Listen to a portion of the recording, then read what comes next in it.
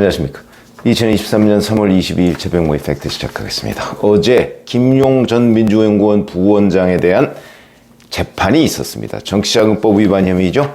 5차 공판인데 사실 이 재판의 쟁점은 김용은 돈을 받은 적이 없다고 그러고 요구한 적도 없고 받은 적도 없다고 하고 유동규 전 성남도시개발공사 기획본부장은 돈을 세 차례에 나눠서 8억 4,700만 원을 마련해서 그중에 자기가 1억 4,700은 나중에 아예 주질 않았고 1억 원은 본인이 썼고 그리고 6억 원을 전달했다.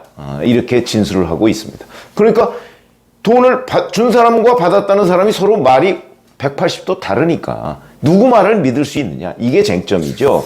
그러다 보니까 이제 검찰이 그 유동규 전 본부장이 돈을 주었다는 그거를 뒷받침하는 여러 증거들을 이제 재판에서 제시하고 김용은 방어하고 이 상황이죠. 그걸 이제 판사가 인정하느냐 인정하지 않느냐. 요게 핵심입니다. 그러다 보니까 돈을 그 유동규가 김용한테서 요구받고 마련하는 과정, 그 다음에 전달하는 과정, 이게 유동규까지는 명확해집니다.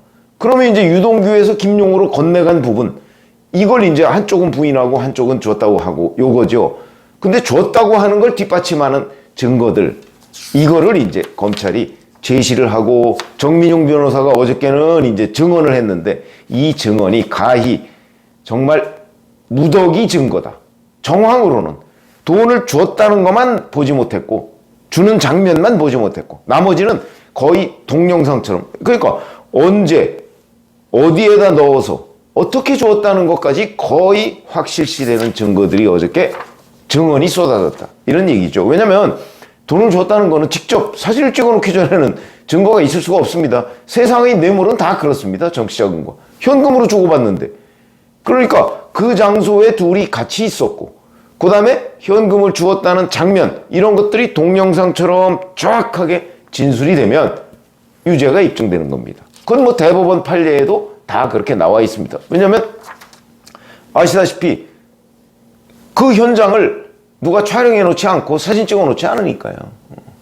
그런 장면이 어저께 재판에서 벌어졌는데 정민용 변호사가 상세히 진술한 것이 아주 주목을 끕니다. 우선 이런 거죠. 4차례 줬다고 했는데, 자, 첫 번째가 2021년 4월 말입니다. 이때인데 이렇게 얘기합니다.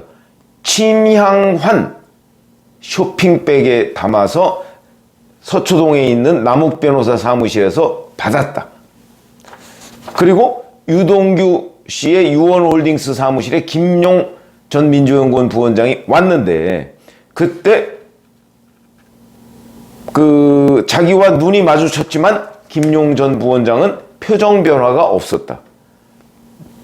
자기는 그전부터 김용이 가져가는 돈이라는 걸 알고 있었고 김용이 5분 내지 10분 정도 머물다가 떠난 뒤에 쇼핑백이 사라졌길래 가져갔나 보다, 이렇게 얘기를 했다. 아니 그렇게 생각을 했다. 이런 거죠. 근데 사파리, 파란색 사파리 차림, 이거는 유동규 전 본부장이 그 지난번 재판에서 그 1억을 그 넣어서 그 사파리 안쪽에 이렇게 넣어서 옆구리에 끼고 갔다. 그러니까 남들이 밖에서 보면 뭔가를 가져가네? 이런 정도는 알았다. 이걸 시연을 한 적이 있었죠. 옆구리에 끼고 갔다, 이렇게. 그 사파리를 얘기합니다. 정민용 변호사는 젊었을 때 한때 패션 모델 활동을 했다고 했기 때문에 이 무슨 색 사파리냐 뭐냐 하는 거를 정확하게 기억하고 있었다고 합니다. 자, 이게 이제 첫 번째 증언이고, 두 번째 이제 5억을 받아온 부분. 이건 1억 원 박스 5개인데 이몽주라는 사람이 남욱 변호사의 측근 노릇서 돈을 중간에 또 만든 사람인데 이 사람이 정민용 변호사 자기 자택의 지하주차장까지 가져다 줬다. 그런데 평소에 자기가 들고 다니던 나이키 백팩 그 윗부분을 이렇게 넓혀서 그래서 거기다가 담았고 이래서 유동규한테 전달했다. 근데 이 백팩이 유동규의 집에서 발견이 됩니다. 유동규까지 간 거는 뭐 확실한 게 되는 거죠. 발견이 됩니다. 이렇게 진술을 했고요. 이거를 이제 다시 또 나눠서 이제 전달을 합니다. 그 다음에 또 하나는 상자 없이 그냥 타이틀리스트 골프공이죠. 이 쇼핑백에다가 1억을 넣었고, 이렇게 해서 서초동 남욱변호사실에서 받았는데, 이걸 본인이 다시 빨간색 발렌티노 신발 박스하고 쇼핑백이 1억 원을 신문지로 덮어서 이렇게 백팩에 넣은 뒤에 가져왔는데, 이걸 그대로 주면 좀 안 될 것 같아서 여기다 옮겨 담았다는 겁니다. 발렌티노 빨간색 신발 박스, 이거 여성용이죠. 그래서 일반 신발 박스에 1억 원을 담으면 공간이 좀 남을 것 같아서 조금 더 작은 발렌티노를 택했다. 이렇게까지. 그래서 그걸로 바꿔서 그 신발 박스하고 그걸 쇼핑백에 넣어서 줬다. 그 다음에 나머지 1억 4,700은 비닐봉지에 쌓여서 그냥 쇼핑백에 담겨 있었는데, 이거를 이몽주가 가져왔는데, 그거를 10,000원권, 50,000원권 이런 게 막 섞여 있었다. 그래서 돈의 상태가 별로 좋지 않아서 쇼핑백을 통째로 그냥 나이키 운동 가방에 넣어서 전달했다. 뭐 이런 거고요. 자, 그 다음에 정민용 변호사가 이제 이런 걸 전달하고 하는 과정에서 탄 차량이 제네시스 차량이고, 그 다음에 아까 얘기한 이몽주 씨가 탄 차는 카니발 승합차다. 이런 차종까지 기억하고 있고요. 그 다음에 검찰이 또 제시한 증거가 뭐가 있냐면, 6월 6일 이 정민용 변호사 주거지 인근에 편의점에서 결제했던 7,200원. 이게 이제 돈을 전달하면서 뭐 커피 한잔 했던 모양이죠. 그 다음에 6월 8일 하이패스 기록.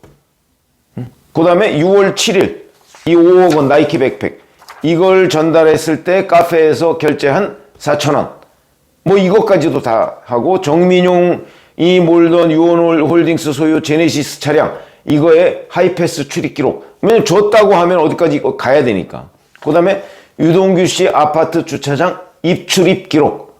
거기에 뭐 갔냐 안 갔냐 뭐 이런 거. 그 다음에 이 정민용 씨가 유원홀딩스 법인카드를 결제했던 그 내역, 뭐 이런 것까지도 다 제시를 했고요. 그 다음에 2021년 11월에 이때는 유동규 씨가 구속돼 있었을 때죠. 이때 정민용 변호사가 김용한테 공중전화로 전화를 걸고, 이제 만난 장소가 뭐 교보문고 강남점, 그 다음에 아티제 여의도 공원점, 이런 데에서 만났다는 거죠.